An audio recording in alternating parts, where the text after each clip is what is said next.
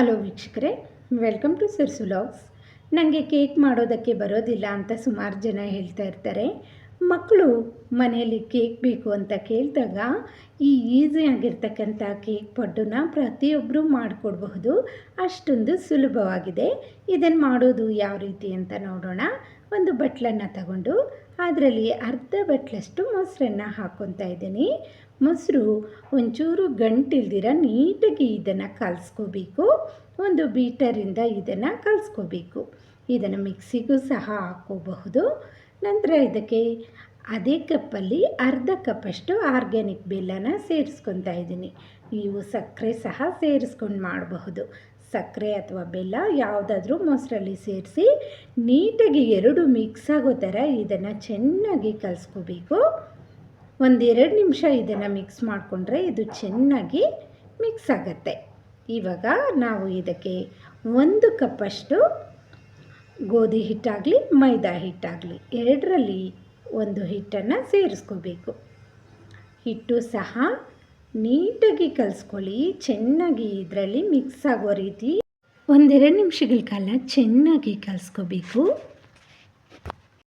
ಇವಾಗ ಅರ್ಧ ಕಪ್ಪಷ್ಟು ತುಪ್ಪ ಆಗಲಿ ಅಥವಾ ಎಣ್ಣೆ ಆಗಲಿ ಸೇರಿಸ್ಕೊಂಡು ಚೆನ್ನಾಗಿ ಮಿಕ್ಸ್ ಮಾಡ್ಕೊಂಡ ನಂತರ ಅರ್ಧ ಸ್ಪೂನಷ್ಟು ಬೇಕಿಂಗ್ ಪೌಡರು ಹಾಗೆ 1/4 ಸ್ಪೂನಷ್ಟು ಬೇಕಿಂಗ್ ಸೋಡಾ ಎರಡನ್ನು ಸೇರಿಸಿ ಚೆನ್ನಾಗಿ 1-2 ನಿಮಿಷಗಳ ಕಾಲ ಇದನ್ನು ಮಿಕ್ಸ್ ಮಾಡ್ಕೋಬೇಕು.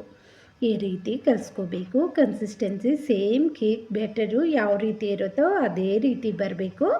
ನೋಡ್ತಾ ಇದ್ದೀರಲ್ವ, ಈ ಕನ್ಸಿಸ್ಟೆನ್ಸಿಯಲ್ಲಿ ಇದ್ದರೆ ಕೇಕು ತುಂಬ ಚೆನ್ನಾಗಿ ಬರುತ್ತೆ.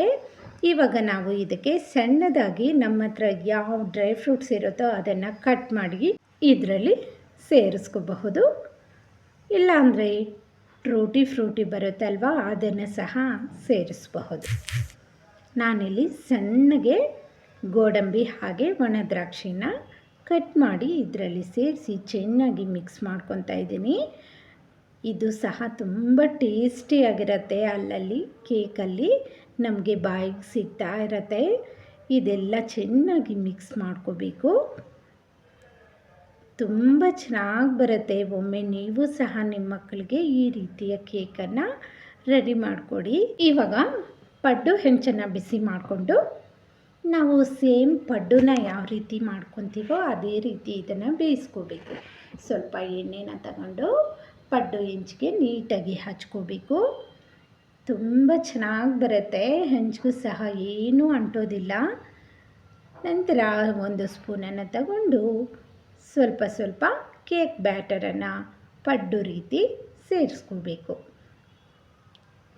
ಇದನ್ನು ಮೀಡಿಯಮ್ ಫ್ಲೇಮಲ್ಲಿ ಇಟ್ಕೊಂಡು ಚೆನ್ನಾಗಿ ಬೇಯಿಸ್ಕೋಬೇಕು. ಒಂದು ಮುಚ್ಚಳ ಮುಚ್ಚಿ ಬೇಯಿಸೋದ್ರಿಂದ ಒಳಗಡೆ ಎಲ್ಲ ಚೆನ್ನಾಗಿ ಬೇಯುತ್ತೆ. ಇವಾಗ ನೋಡಿ ಪಡ್ಡು ಎಷ್ಟು ಚೆನ್ನಾಗಿ ಉಬ್ಬಿದೆ. ಇವಾಗ ನಾವು 1 ಸ್ಪೂನನ್ನು ತಗೊಂಡು ನಿಧಾನಕ್ಕೆ ಇದನ್ನು ಟರ್ನ್ ಮಾಡ್ಕೋಬೇಕು. 2 ಕಡೆ ಚೆನ್ನಾಗಿ ಗೋಲ್ಡನ್ ಬ್ರೌನ್ ಬರೋವರೆಗೂ ಚೆನ್ನಾಗಿ ಬೇಯಿಸ್ಕೊಳ್ಳಿ. ತುಂಬ ಟೇಸ್ಟಿಯಾಗಿರುತ್ತೆ. ಮಕ್ಕಳಿಗಂತೂ ಈ ರೆಸಿಪಿ ತುಂಬ ಇಷ್ಟ ಆಗುತ್ತೆ. ಒಂದಾದ ನಂತರ ಒಂದು ಪಡ್ಡುಗಳನ್ನು ನೀಟಾಗಿ ಬೇಯಿಸ್ಕೊಂಡು ನಮಗೆ ಎಷ್ಟು ಪಡ್ಡು ಬೇಕೋ ಅಷ್ಟನ್ನು ರೆಡಿ ಮಾಡ್ಕೋಬಹುದು. ಯಾರಾದರೂ ನಿಮ್ಮ ಮನೆಗೆ ಗೆಸ್ಟು ಬಂದಾಗ ಅವ್ರಿಗೂ ಸಹ ಈವ್ನಿಂಗ್ ಸ್ನ್ಯಾಕಾಗಿ ಇದನ್ನು ಮಾಡಿಕೊಡ್ಬಹುದು. ತುಂಬ ಇಷ್ಟಪಡ್ತಾರೆ. ನನಗೆ ಕೇಕ್ ಮಾಡೋದಕ್ಕೆ ಬರೋದಿಲ್ಲ ಅನ್ನೋರು ಸಹ ಈಸಿಯಾಗಿ ಈ ಮೆಥಡಲ್ಲಿ ಕೇಕನ್ನು ರೆಡಿ ಮಾಡ್ಕೋಬಹುದು. ಇವೆಲ್ಲ ಫ್ರೈ ಮಾಡ್ಕೊಂಡ ನಂತರ ಒಂದು ಪ್ಲೇಟ್ಗೆ ಸರ್ವ್ ಮಾಡ್ಕೊಳ್ಳೋಣ. ತುಂಬ ಟೇಸ್ಟಿಯಾಗಿರುತ್ತೆ. ಒಳಗಡೆ ಎಲ್ಲ ಚೆನ್ನಾಗಿ ಬೆಂದಿರುತ್ತೆ. ಸೇಮ್ ಕೇಕ್ ಯಾವ ರೀತಿ ಇರುತ್ತೆ ಕಪ್ ಕೇಕು ಅದೇ ರೀತಿ ಇರುತ್ತೆ.